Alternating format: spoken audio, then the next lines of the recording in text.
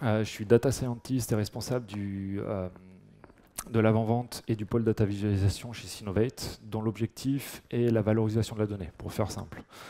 Donc l'idée, c'est de bénéficier un peu des données qu'il y a dans les entreprises, de valoriser tout ça, soit en termes de data vis pour l'exploration de la donnée, c'est ce que j'ai fait un peu dans une précédente conférence, et aussi de valoriser tout ça par des modèles statistiques. Donc rapidement, Sinovate, on est sur 4 sites en France, on est plus de 100 mates, et ce qui est important, c'est qu'on est quasiment maintenant 20 data scientists avec des problématiques diverses et variées, mais pas mal dans le monde du sport, d'où cette présentation aujourd'hui. Donc pourquoi le monde du sport est très prisé dans l'analyse? Bon, je pense que c'est déjà un vecteur assez commun à tout le monde. Il y a des enjeux qui sont de plus en plus importants, et puis surtout, ce qu'il faut voir, c'est que les clubs sont des entités, des entreprises comme les autres. Donc on va retrouver différents thèmes. On va avoir des choses sur le clustering supporters et fédération. On va pouvoir voir ça comme de la rétention de clients, de marketing, de chiffre d'affaires, de RH, etc. Il y a une performance prédiction d'affluence dans les enceintes sportives, toujours pareil, sur le CA, essayer de développer les choses. Et nous, ce qui nous intéresse, et c'est un peu les cas les plus intéressants, c'est tout ce qui est sur la performance de l'athlète. Accompagner l'athlète de manière à ce qu'il soit le plus performant le jour J, en évitant les risques des blessures. Donc c'est un peu toute la thématique qu'il y a derrière. Donc je vais vous présenter quelques slides. Je vais essayer d'aller assez vite là-dessus, vous refaire un petit retour d'expérience qu'on a eu concrètement pour un club. Donc l'idée, on intervient donc sur des choses, comme je l'ai dit, assez variées. On accompagne la Fédération française de foot sur de l'analyse des clustering des licenciés avec une notion de quantification de l'impact, justement, quand il y a des événements internationaux, essayer de fidéliser aussi les licenciés, voir qu'est-ce qui fait qu'on a de l'intérêt, etc. Donc là, on est vraiment sur une partie, on va dire, plus marketing. Et on accompagne aussi des clubs de foot. Alors là, vous en avez deux qui sont plus ou moins connus. Ça dépend de votre appétence pour le foot.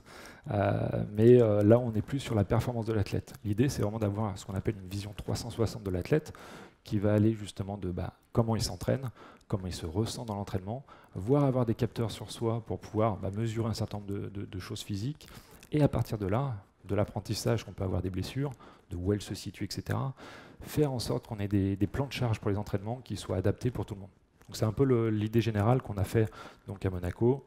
Pour Toulouse, c'était plus sur de la partie, encore une fois, marketing, Salesforce, où on essaie d'optimiser justement l'expérience spectateur. Alors, derrière tout ça, en fait, l'idée, il y a aussi beaucoup de donner la donnée, accéder à la donnée pour les spectateurs. L'idée, c'est de les transformer en tant qu'experts. Plus ils seront experts dans la connaissance de ce qui se passe dans les clubs, de la condition des joueurs, etc., plus ils s'intéresseront au sport et plus il y aura de retombées derrière. C'est un peu cette idée-là aussi qui est derrière. On ne fait pas que du foot, on fait aussi du rugby. C'est d'ailleurs assez intéressant. Donc deux clubs ici, où là, le premier, c'était encore une fois du marketing. Le deuxième, là, on était vraiment performance athlète. Donc toujours pareil, avec des phases d'entraînement, un certain nombre de relevés physiologiques, des machines connectées pour remonter un certain nombre d'informations aussi dans leur phase d'entraînement pour voir l'intensité qu'ils avaient. C'est le cas que je vais vous présenter par la suite. Et puis on a d'autres choses qu'on va avoir dans le monde de la voile, par exemple, où là on est sur la configuration optimale des bateaux. On accompagnait Quito de Pavant sur la Vendée Globe pour tout ce qui était analyse des tracés, justement. Donc là on s'éloigne un petit peu du côté performance de l'athlète, sauf si on considère que le bateau est un athlète, mais c'est un peu l'idée, de l'accompagner justement dans le choix de la décision. Donc c'est là où on a vraiment une analogie avec l'entreprise, le choix de la décision de la meilleure trajectoire pour pouvoir aller le plus rapidement et le plus vite possible. Fédération française de ski, donc là c'est un accompagnement des médecins. Généralement on est plutôt en contact avec les médecins. Là l'idée c'était de leur mettre des capteurs sur l'équipe. On leur faisait faire des runs et puis on analysait comment ils se penchaient dans les virages, comment ils avaient des flexions entre les runs, 2 jours consécutifs pour éviter les blessures.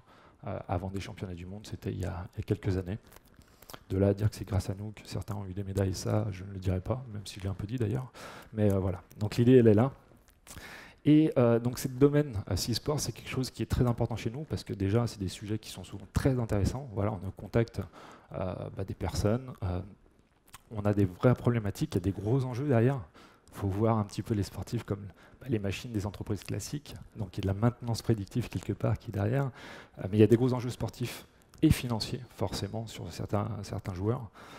Et donc chez nous, on accueille aussi des thèses, notamment une qui est en cours, sur la modélisation des réponses aux charges d'entraînement pour guider la performance sportive. Donc c'est quelqu'un qui est en phase finale de thèse, elle finit ce mois-ci. Donc voilà, c'est vraiment d'améliorer toujours cette notion d'entraînement, d'adapter l'entraînement de manière personnalisée à chacun selon le ressenti à un moment pour éviter les blessures et d'être le plus performant possible. Donc cette personne d'ailleurs est dans l'encadrement de la Fédération française de kite, donc elle accompagne l'équipe et d'ailleurs voilà, c'est le coach performance de cette équipe. Donc voilà, on a vraiment un gros intérêt, une appétence, toujours pareil, pour le sport parce que c'est vraiment des choses assez intéressantes à avoir. Donc voilà un petit peu pour quelques cas d'usage que l'on a pu avoir. C'est pas exhaustif, on est en train de travailler sur d'autres choses. Après, il y a des secrets aussi personnels parce qu'il y a de la concurrence entre les clubs, donc on ne peut pas forcément tout dire. Mais maintenant, ce que je vais vous faire, c'est vous présenter justement un cas concret qu'on a où les données sont anonymisées. Je tiens à vous prévenir. Vous allez avoir des chiffres qui sont un peu déconnants, donc il ne faudra pas s'en inquiéter, c'est juste qu'on a changé un petit peu les données. Ça va peut-être vous faire tilter les choses. Donc, ce que je n'ai pas dit aussi, c'est que dans toutes ces phases, il y a une partie forcément proche du sportif pour recueillir des informations. Et qui dit recueillir des informations, des fois ça passe aussi par la mise en place d'outils. Comment on remonte l'information? Des applications pour avoir le ressenti, des capteurs, de l'IoT qu'on va remonter, qu'on va mettre dans une base de données et qu'on va derrière traiter, qu'on va pouvoir traiter pour faire ressortir des choses. Donc il y a souvent une partie, on va dire, collecte de la donnée, compréhension du besoin, quelque chose d'assez classique dans tous les projets. Et puis derrière, ce qui est important, c'est ce que je dis souvent dans des modèles statistiques, peu importe le domaine, vous pouvez faire les meilleurs modèles possibles. Si vous n'avez pas un outil de restitution qui soit digérable par les personnes, qui ne sont pas informaticiens, ça ne marche pas. Donc là, l'idée, c'est qu'on passe... Alors là, c'est une solution qui est propre à SAP, qui s'appelle SAP Analytics Cloud. Il y a d'autres solutions qu'on met en place, ça dépend des budgets qu'il peut y avoir derrière. Mais là, l'idée, c'est que je vais vous présenter un petit cas qu'on a mis en place et qui tourne toujours. Alors, je ne dirais pas le club, forcément, parce qu'il peut y avoir toujours pareil des concurrences. Mais voilà, l'idée de l'outil, comme je disais, c'est de proposer déjà de la data vise, de la restitution de l'information pour pouvoir fouiller les données. Ça, c'était un petit cas qu'on avait fait dans le domaine du BMX, où, comme je disais, l'idée, c'est déjà de proposer un accès à l'information pour que le spectateur devienne expert, s'accapare la solution et s'intéresse de plus en plus. Donc là, c'était des petits tableaux de bord, on suivait les champions de BMX. C'est pas forcément le sport le plus connu, mais l'idée, voilà, c'était de suivre les compétitions, quelles étaient les performances de chacun, de voir leur classement et d'avoir une solution de data vise. Vous voyez ici, je vais choisir un autre coureur où on va avoir ses classements successifs aux différentes compétitions, les notes qu'il a eues, etc. Donc d'avoir un maximum d'informations pour embarquer tout le monde. Ça peut être des choses après plus classiques, voilà, sur le classement de ces choses-là, où on a de l'alerteur, voilà, la data vise pour avoir de l'accès à l'information. Et donc on en arrive, une fois qu'on a ces informations, qu'on les propose. Ici, donc on est dans le domaine du rugby. Donc c'est pour ça que je vous disais, les chiffres sont un peu faussés. Ne vous inquiétez pas des trucs. Mais l'idée, voilà, ils avaient déjà besoin d'avoir, ligne par ligne, poste par poste, un accès à l'information sur les joueurs. Donc là, vous voyez, on est déjà sur les piliers droits, on a le poids moyen. Encore une fois, les chiffres sont faux. Mais l'idée, c'était de pouvoir leur offrir une solution où là, en cliquant dessus, ça vous envoie sur une focus sur les piliers droits où on a un certain nombre d'informations. Le nombre de joueurs, le poids moyen et un certain nombre d'indicateurs qu'on a travaillé avec eux. Donc là, je les ai anonymisés, il n'y a que le premier qui est. Donc c'est la douleur, ça peut être la fatigue, ça peut être le ressenti, comment ils se sont entraînés, ça peut être des choses assez subjectives qu'on a essayé de normaliser pour pouvoir en tirer de l'information. Parce que c'est des choses assez subjectives comme information. Une évolution temporelle, et puis après, pour chacun des indicateurs, avoir des graphiques pour voir l'évolution dans le temps et toutes ces informations. Donc ça passait par exemple pour le recueil des données, le passage d'application, après chaque entraînement, il se notait. Tiens, j'ai bien dormi cette nuit, je me suis bien entraîné, non, aujourd'hui j'avais un peu coup de mou. Et de transformer cette information non structurée, un peu subjective, de la normaliser pour pouvoir après derrière l'exploiter. Une fois qu'on a fait ça, déjà, les entraîneurs, les coachs performance peuvent, poste par poste, avoir cette vision un petit peu des postes. Et derrière, ce qu'on avait mis en place ici, c'était une vision là, joueur par joueur, où on va pouvoir choisir un des joueurs, avoir sa feuille, le dé de tête, tout poids, parce qu'il se pèse aussi régulièrement pour voir s'il n'y a pas des dérives. Et puis derrière, toujours les indicateurs qu'on va suivre de manière temporelle. Donc là, c'était quelque chose d'assez simpliste parce qu'ils voulaient, bon, ils partaient de feuilles Excel à la base hein, pour expliquer le contexte. Mais voilà, déjà ils avaient un accès simplifié, automatisé de remontée de données et de consommation. C'est ce qui est important, c'était la première étape. Je le dis souvent, sans données, on ne fait pas grand-chose.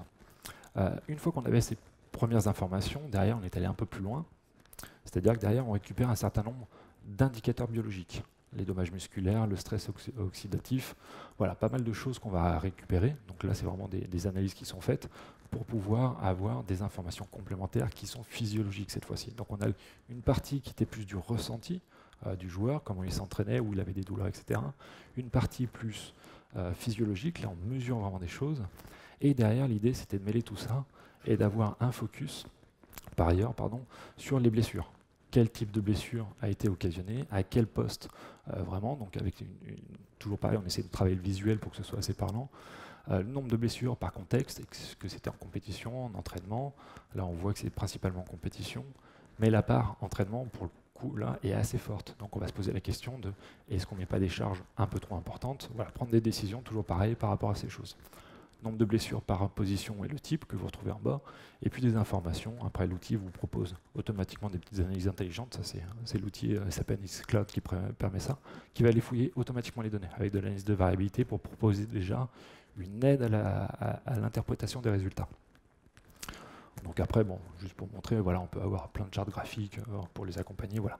Le design, encore une fois, et la consommation de données est vraiment une chose importante sur lequel j'insiste, parce que, encore une fois, si vous avez quelque chose indigeste en termes de restitution, personne ne l'utilisera et c'est pas le but. Donc une fois qu'on avait tout ça, on a les aspects de ressenti, on a le physiologique, on a les données de blessure de chacun des choses, on va mouliner tout ça. L'idée, c'est de mettre en place derrière des modèles de prédiction de blessure, où on va pouvoir avoir l'historique des blessures de l'équipe, toujours un peu quelques informations, et derrière ce qu'on a mis en place, donc là pour ceux que ça intéresse, c'est du R qui tourne, c'est un serveur R qui tourne, qui permet pour un joueur d'avoir sa probabilité de blessure au prochain match, et le temps d'arrêt estimé, ce qui est aussi important, de savoir une personne qui va être arrêtée à long terme ou pas. L'idée c'est qu'il ne soit pas blessé du tout, on est tous d'accord. Mais voilà, on a ces probabilités qui entrent en compte, qui apprend, c'est aussi ça derrière, toujours important, c'est que c'est un modèle qui auto-apprend, c'est-à-dire qu'à chaque compétition, ça vient enrichir, à chaque match, à chaque entraînement, et qui vient permettre de détecter aussi, de s'ajuster, de détecter un joueur qui est en train de dériver, en termes de blessure, en termes de fatigue, et de pouvoir adapter aussi son entraînement et tout ce qui va avec. Donc voilà un peu la finalité du projet. Derrière, alors pour vous montrer dans les données qu'on remonte aussi, on avait tout ce qui était les performances. Ouais, j'espère qu'il va tourner. Donc c'est pour vous montrer que là c'était du AirShiny, mais j'ai l'impression qu'il ne va pas tourner. Bon, bref, tant pis. C'était pour vous montrer qu'on a des applications. Alors je vais quand même essayer de le faire tourner. Désolé, je suis un peu têtu des fois. Hop. Ah si, il devrait y arriver. Voilà. Donc là, l'idée, c'est qu'ils sont sur des vélos d'appart, vélo elliptique. Et donc l'idée, c'est que ces vélos, en fait, on peut choisir un sportif. Alors les données, encore une fois, sont anonymisées. On va me prendre moi pour voir. Voilà, donc j'ai date de naissance, l'âge, le poids, le taille. Et après, on a ce qu'on mesure, c'est des forces explosives, justement parce qu'il peut calculer ces choses-là, donc de l'IoT qui remonte dans l'information. On va avoir la force, l'aérobie. Et donc voilà un petit tableau de bord. L'analyse du profil. On va pouvoir avoir son évolution dans le temps sur les différents paramètres qui vont venir enrichir aussi le modèle. Donc on a différents tests sur du 3 minutes effet fort, sur de temps de récup court et rapide. Et donc on va avoir toutes ces informations qui vont être mises en place, avec toujours pareil une partie administration qui permet facilement de gérer les seuils qu'on va adapter à chacune des personnes. On va pouvoir changer, par exemple ici on va mettre, là on va plutôt être sur du 700, parce qu'on essaye ou du 15, pardon. Voilà, le très bon, etc. Donc on va avoir aussi une interface, toujours pareil, qui soit facilement prise en main, hop, et qui va adapter tous les rendus graphiques par la suite, en rouge ou en vert, etc., pour avoir vraiment une vision du joueur, comment il se comporte, etc. Donc c'est toutes ces informations, généralement, qu'on a dans les projets, qu'on va mêler ensemble pour avoir la vision vraiment performance athlète et optimiser le tout. Et puis, chez eux, vraiment pour avoir la deuxième composante, on avait la notion aussi de clustering supporter. Parce que, voilà, comme je l'ai dit, il y a vraiment les deux aspects qui sont derrière. Et donc là, on était l'idée sur, on a des informations sur les supporters, le revenu moyen, les dépenses moyennes, et puis on va faire des groupes. Alors les données, là, je les ai complètement bougées parce que là, on touche vraiment des données un peu sensibles. Donc on voit bien 5 groupes qui sortent. L'idée, c'est après de pouvoir faire du short clustering sur se concentrer des personnes. Et derrière, on a un certain nombre de visuels sur la droite, où ça vous donne voilà, la population de mes supporters, elle est plutôt d'âge moyen de 35 ans. Ils sont 50% des matchs vus cette saison. La proportion homme-femme. Et puis ce qui est intéressant, enfin ce qui les intéressait en particulier, c'est que vous avez les supporters qui sont premium, c'est la notion d'abonné justement, avec un certain nombre de privilèges dans le club, d'informations qu'ils reçoivent, etc. Bon bref, premium. Et puis les supporters ayant des tickets pour la saison. Donc voilà, on cadre les deux. Et l'idée c'est de se dire, voilà, là on a quelqu'un, on a la population de personnes qui ne sont pas abonnées, mais qui ont un système premium, c'est-à-dire qui veulent être informés, etc. Et donc l'idée en cliquant ici, c'est que ça filtre la liste justement de tes supporters pour pouvoir après faire peut-être des offres privilégiées directement à eux. Donc là, j'ai les adresses mail, je peux envoyer directement des offres promotionnelles pour les inviter, enfin pour les encourager à aller au stade ou leur proposer, je sais pas moi, une boisson offerte au prochain match, etc. Donc on a vraiment les deux aspects dans le sport. Là, on est vraiment sur le même club sur toute la boucle, à savoir le côté performance et puis le côté clustering supporter qui est aussi importante. Donc après, voilà, il y a vraiment cette dimension, encore une fois, j'insiste, restitution, le fait de mettre tout ça, et puis derrière, les modèles statistiques qu'on va mettre en place pour pouvoir avoir cette information de focus blessure qui est majoritairement ce que l'on vise. C'est-à-dire que les gens soient bons au bon moment. C'est aussi important le bon moment, c'est-à-dire qu'aussi on apprend, c'est pas forcément quelque chose que j'ai indiqué ici, c'est aussi essayer de détecter le pic maximal de performance en se disant, voilà, il y a un match à grosse échéance dans une semaine, qu'est-ce que je fais comme charge d'entraînement aujourd'hui et demain pour, dans une semaine, il soit au maximum. Et donc c'est tout cet apprentissage qu'on a derrière. Voilà un petit peu pour le tout. Je vais garder un peu de temps peut-être pour des questions, si vous en avez.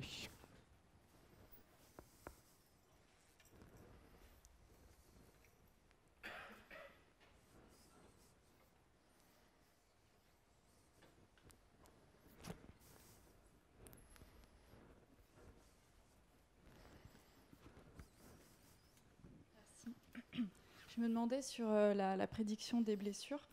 J'imagine qu'il faut un certain nombre d'exemples de sportifs blessés pour pouvoir avoir un modèle assez intéressant derrière. Est-ce que vous n'avez pas été confronté à un manque de données de ce côté-là, ou comment vous avez fait pour avoir assez de données? Est-ce que vous avez observé les choses sur un certain laps de temps? Voilà.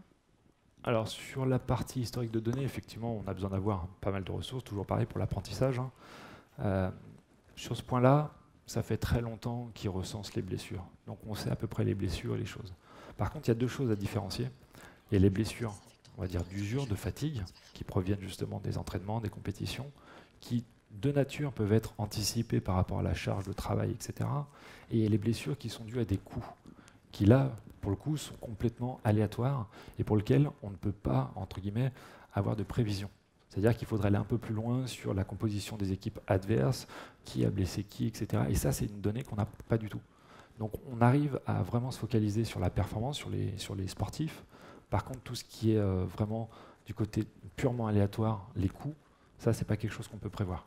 Et donc qui est vraiment hors scope du projet. On avait fait des tentatives, justement, essayer de trouver des choses, mais le caractère aléatoire de ça, c'est complètement imprévisible, pour le coup.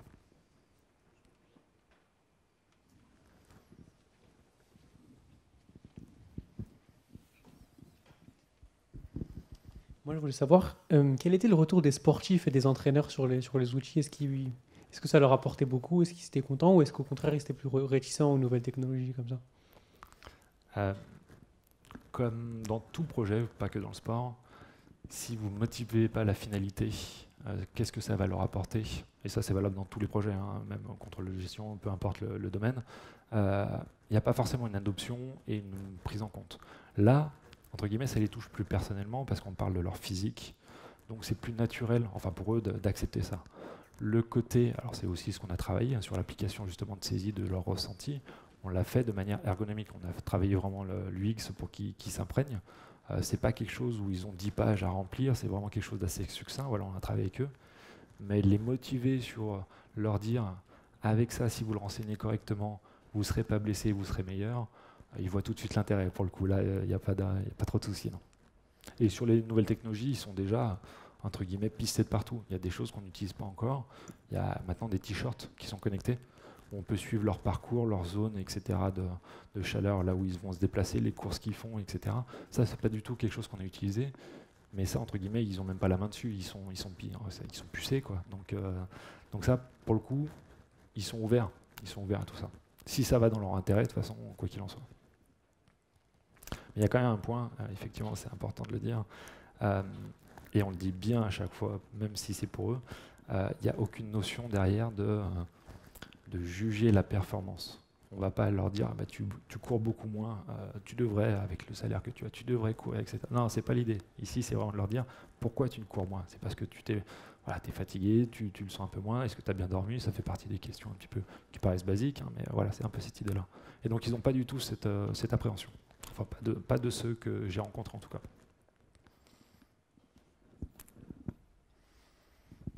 Dans le même esprit, est-ce que vous couplez de manière aléatoire ou j'en sais rien, avec des petits entretiens individuels de temps en temps?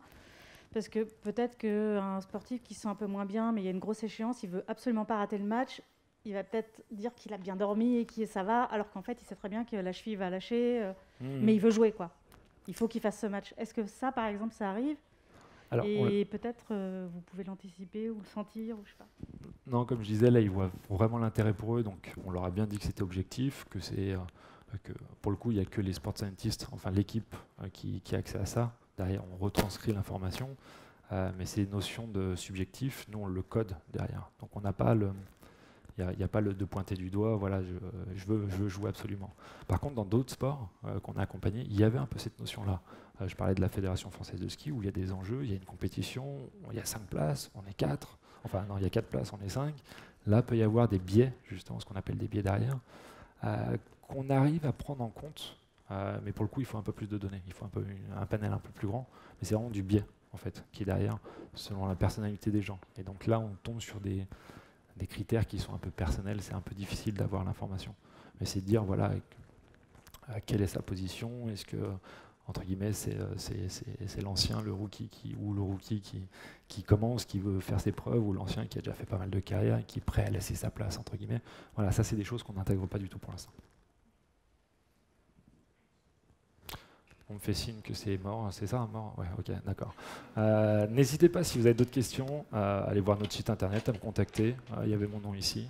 Ce sera avec grand plaisir que je continuerai l'échange avec vous, et merci beaucoup à vous.